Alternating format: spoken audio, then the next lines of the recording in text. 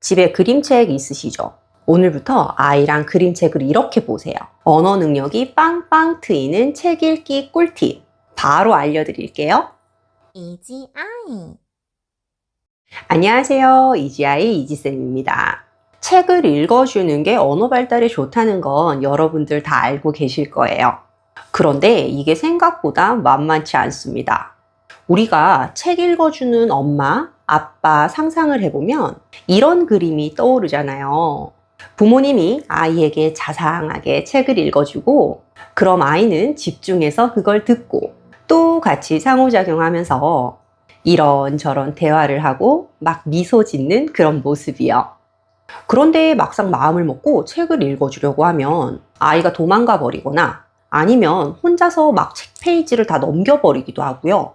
또 어떤 분은 내가 책을 읽어주는 것보다 아이가 혼자서 책 보는 걸 더 좋아한다고 하시는 분도 계세요. 이런 상황이라면 이지쌤이 아이 언어 발달에 도움되는 그림책 활용법을 알려드릴게요. 오늘 내용의 핵심 포인트는요, 그림책을 어떻게 놀이처럼 활용하느냐입니다. 잠깐, 그럼 왜 그림책이 언어에 그렇게 중요할까요? 그림책은 단순한 글자책이 아니에요. 아이의 말소리와 단어, 문장, 심지어 상상력까지 자극하는 언어 발달의 보물창고입니다. 여러 연구에 따르면요, 그림책을 자주 접한 아이는 어휘 발달이 빠르고 문장 구조도 보다 쉽게 익힌다고 해요. 그런데 중요한 건 몇 권을 읽었느냐 보다는 어떻게 읽었느냐거든요. 제가 그림책을 단순히 읽는 게 아니라 놀이처럼 활용해야 한다고 말씀드렸죠. 놀이라는 건 부모와 아이가 서로 상호작용을 하면서 함께 즐거움을 공유하는 거예요. 그래서 이 그림책을 조금만 다르게 대해 주시면 아이의 언어 발달을 훨씬 높일 수 있습니다. 그럼 아이에게 그림책을 놀이처럼 경험시킬 수 있는 꿀팁 3가지를 알려드리도록 할게요. 첫 번째 꿀팁, 숨은 그림 찾기 놀이예요. 엄마가 책을 읽어주기 시작하면 조금 있다가 도망가 버리거나 혼자서만 책을 보려 하는 아이라면 책을 이 방법으로 먼저 접근해 보세요. 책을 읽는데 주안을 두시는 게 아니라 우선 책을 들고 와서 책 속에 있는 무언가 다양한 것들을 찾기 놀이부터 해보시는 겁니다. 여기에 토끼가 어디 있지? 짠! 여기 있었네. 여기도 토끼 있다. 하면서 책 속 그림으로 숨은 그림 찾기 놀이를 한번 해보세요. 이때 포인트는 엄마 아빠의 리액션입니다. 책을 가지고 노는 상황이잖아요.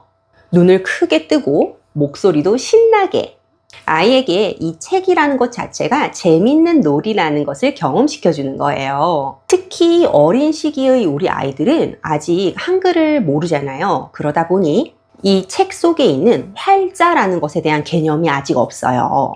그래서 책을 재밌는 놀이도구로 활용하면 아이가 책에 관심을 갖고 또 아이는 부모의 재미있는 목소리를 들을 수 있는 도구라고 생각하게 되어서 상호작용을 훨씬 많이 해볼 수 있게 됩니다. 두 번째 꿀팁, 캐릭터 따라하기예요. 책 속에 나오는 등장인물을 따라해보는 놀이예요. 예를 들어서 책 속의 내용과는 상관없이 그림만을 보면서 말씀을 해주시는 거죠. 곰이 으르렁 하고 있어. 우리도 해볼까? 으르렁. 와, 토끼가 깡총깡총 뛰어간다. 엄마도 깡충깡충 해봐야지. 이렇게 몸을 직접적으로 액티비티하게 움직이시면서 책 속 캐릭터의 행동이나 소리를 흉내내면 아이는 자연스럽게 놀면서 모방 능력을 높일 수 있어요. 역시나 아이가 웃으면서 어른을 쳐다볼 수 있게 과장된 행동과 몸짓으로 막 보여주시고 아이 손도 잡아서 이 행동을 같이 묘사해 봅니다. 또 이걸 엄마가 말로 들려주면서 행동도 보여주고 있다 보니 우리 아이는 행동과 말소리를 연결해서 인지할 수 있어요. 마지막 3번째 꿀팁, 책 속 놀이를 진짜 놀이로 연결하기입니다. 책 속에 나온 내용을 실제 상황으로 확장해 보는 것도 정말 좋아요. 예를 들어서 사과가 쿵 떨어지는 책을 봤다면 집에 있는 사과를 꺼내 진짜로 쿵 떨어뜨려 보고, 뽀로로가 유치원에 가서 노는 책을 읽었다면 뽀로로 장난감으로 그 역할놀이를 아이랑 같이 해보는 겁니다. 이건 단순히 책을 읽는 걸 넘어서 책, 경험, 언어로 이어지는 멋진 확장놀이가 되어요. 이렇게 하면 아이는 책의 내용을 그림으로만 기억하는 게 아니라 감정과 몸, 언어로 다채롭게 기억할 수 있게 됩니다. 당연히 우리 아이의 인지 능력도 쑥쑥 올라가겠죠. 그런데 이런 질문도 정말 많이 하세요. 이지쌤, 우리 아이는 자꾸 혼자서만 책을 보려고 해요. 이게 괜찮은 건가요? 결론부터 말하면 어느 정도는 괜찮아요.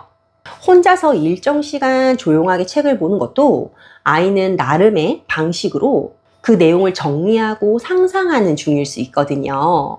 그럴 때는 아이를 보면서 조심스럽게 아이한테 다가가서 오, 토끼가 도망갔네. 그 다음엔 어떻게 됐을까? 이렇게 아이가 생각하고 있거나 상상하고 있는 것에 말을 더해주는 질문을 간단하게 한번 해줘 보세요. 아이에게는 혼자 보는 책도 이야기의 재료가 될 수 있습니다. 그리고 아이가 책을 다 보고 났을 때 방금 봤었던 책에 대해서 간단하게 대화를 나눠볼 수도 있어요. 하지만 책을 보고 나서 이렇게 엄마가 상호작용을 시도하려고 할 때 아이가 지속적으로 무관심하다면 앞서 말씀드린 꿀팁들로 상호작용하는 시도를 해보실 필요가 있어요. 그래서 아이가 머릿속으로 상상한 바를 언어적으로 확장해서 표현할 수 있도록 도와주시면 좋습니다. 이지 아이. 네, 정리해 볼게요. 그림책은 언어를 가르치는 책이 아니라 놀이가 될 수 있는 책입니다.